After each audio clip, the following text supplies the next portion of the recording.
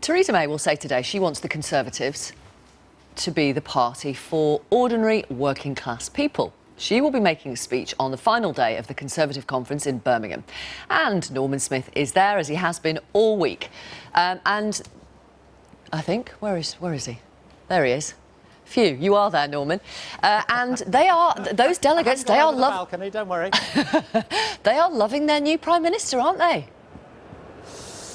They are. Today, Vic, is May Day, when we get the Prime Minister's big speech, and we're told it's going to be about building a new meritocracy, a new centre ground in British politics. Of course, I have to say, pretty much all party leaders tend to talk that sort of language. You think Tony Blair talked about, famously, Mondeo man. I think Gordon Brown had his hard-pressed working families. David Cameron, I think, had a squeezed middle. What we get from Theresa May today is those who are just getting by, people who've got a job, got a house, but they are still struggling. They are still, maybe they've got to take 2 jobs. They are finding life hard. Those are the sort of people Theresa May is trying to appeal to. But let's just listen to how she categorises those just getting by people. If you're from an ordinary working class family, life is much harder than many people in Westminster realise. You have a job, but you don't always have job security. You have your own home, but you worry about paying the mortgage. You can just about manage, but you worry about the cost of living and getting your kids into a good school. If you're one of those families, if you're just managing, I want to address you directly. I know you're working around the clock. I know you're doing your best, and I know that sometimes life can be a struggle. The government I lead will be driven not by the interests of the privileged few, but by yours. We will do everything we can to give you more control over your lives. When we take the big calls, we'll think not of the powerful, but you. When we pass new laws, we'll listen not to the mighty, but to you. When it comes to taxes, we'll prioritise not the wealthy, but you. When it comes to opportunity, we won't entrench the advantages of the fortunate few. We will do everything we can to help anybody, whatever your background, to go as far as your talents will take you. So, what is Mrs May going to do for those who are just getting by? Well, she will point to grammar schools, because she believes grammar schools can be an engine of social mobility. They can help ordinary working class kids to get on, to get good jobs. She's already pointed out that she and Jeremy Corbyn both went to grammar schools and wouldn't have got where they are today if they hadn't gone to grammar schools. And she'll talk about housing, and she'll point to the fact that her government, she says, is going to borrow money to lend to small developers to build more affordable homes. She'll talk about using more land which is owned by the state for developers to build homes on, to make more affordable housing available to people who are just getting by. And lastly, she's going to talk about jobs, and she'll say there'll be new obligations on companies to recruit and train and offer apprenticeships to more British workers. There'll be new tests that companies have to face before they can simply go abroad and recruit people from abroad, before looking at the sort of available labour in the UK. But you have to say, Vic, the big hulking elephant sitting in the living room is, of course, Brexit. And again, Europe has been the issue which has devoured previous Tory leaders. Think of David Cameron, the man who offered that referendum. He seemed pretty confident he was going to win it. He launched Project Fear, and the rest is history. He was out of a job the next morning. Think of John Major. He called his cabinet colleagues bastards for plotting against him over Europe.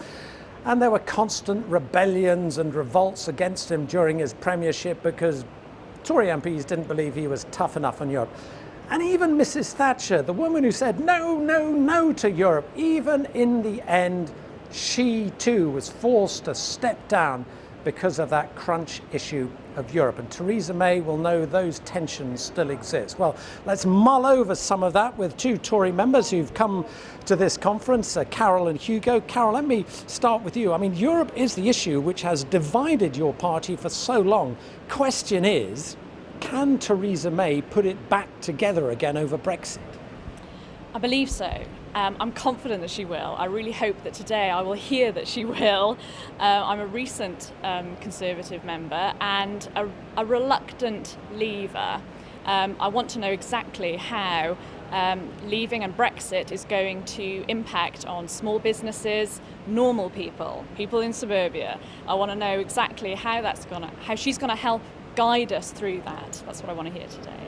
Hugo, you will know, looking at the history of the Tory Party, every Tory leader seems in the end to have been devoured by Europe. Is history about to repeat itself?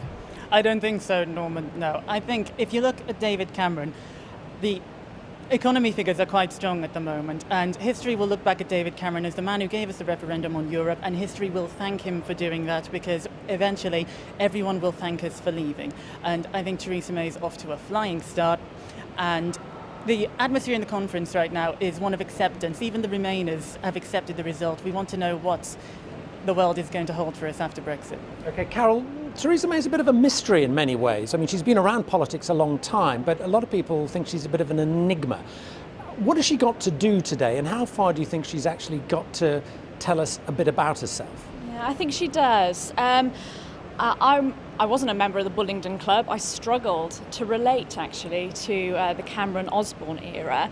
But Theresa May, maybe I can relate to her a bit more. And I want to get behind her. I want to back her in what she does. So I do need to hear a bit more about how, in inverted commas, normal she is. And Hugo, I mean, when people try to identify who Mrs. May is, you get the sense that she's not really a very sort of ideas sort of person. You almost feel she's more of a pragmatist when it comes to politics. She doesn't have a core set of beliefs. She just tries to handle issues and problems as they crop up. Well, we do see a different style of leadership to David Cameron. David Cameron was more of a thinker. I think Theresa May is more of an actions person. And I think that's a good thing. I think it's a good thing to shape up a bit differently, but I'm looking forward to hearing what she has to say, because I think that this will define her premiership. And let's briefly talk immigration. Are you comfortable with what the party seems to be now proposing on immigration, with tests for companies over recruiting people from abroad and that sort of thing? Immigration isn't a big issue for me personally. I voted Leave in the end because of the democratic deficit. I think immigration's got a huge part to play in Brexit. I'd like to see that we're looking towards the world rather than just focusing on Europe. So I think that it's a balance that can be struck, and I really hope that the party can strike, and government can strike that balance. Hugo, your thoughts?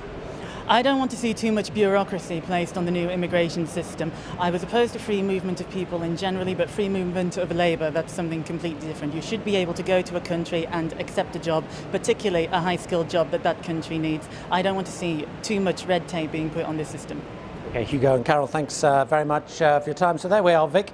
I think it's safe to say that although Theresa May has quite successfully managed to contain the issue of Brexit at this conference, there's been a lot of big policy announcements. It's gone pretty much according to plan for Team May. My thinking is when we get back to Westminster, it's game on over Brexit, and it'll be very difficult to keep a lid on the big issue of how on earth we get out of the European Union.